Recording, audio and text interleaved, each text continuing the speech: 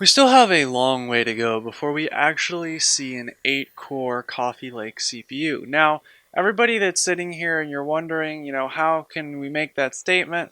Well, I want to take a look at, the past leaks that we've had. We've had proof of these processors, A, first of all, existing, B, that they're actually improving on them, and C, that, of course, they have those 8 cores in its Coffee Lake.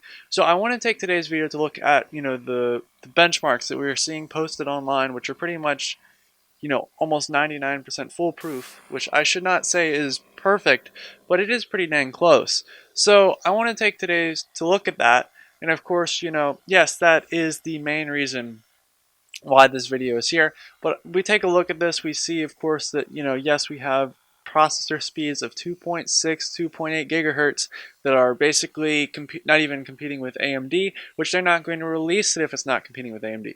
We've got, and obviously they are increasing this, they are overclocking it, they are messing around with it. For example, we have just a couple months ago, we had the benchmarks basically tell us that we were at 2.2, I think, and basically now we're up to 2.6, which in about a month's time is not necessarily a good indicator. Now I understand there are other factors and they probably are modifying with these prototypes, but I will say though that that is kind of an indication of how well this is coming along. And I mean, I wouldn't be surprised to see that maybe they're underclocking it, trying to give people, this thing, but I really don't feel like that's something they should do at this point. It doesn't seem like, underclocking is, putting an AMD processor at the same voltage is really going to be that beneficial. I think that, obviously, if you underclocked an AMD processor, now you wouldn't see any new results, but, definitely we see something when Intel is coming out with something. So that could be a possibility, and that's, I don't want people to take that not into account. This video is basically just saying that I personally, looking at the evidence, I don't think they'd be underclocking. I think they'd be trying to get the clock speed up as high as possible and testing it.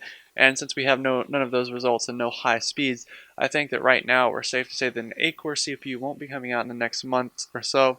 I do think though we could see something at the end of this year and maybe even possibly next year, at the beginning of next year. I feel like every year Intel likes to release a nice high quality CPU.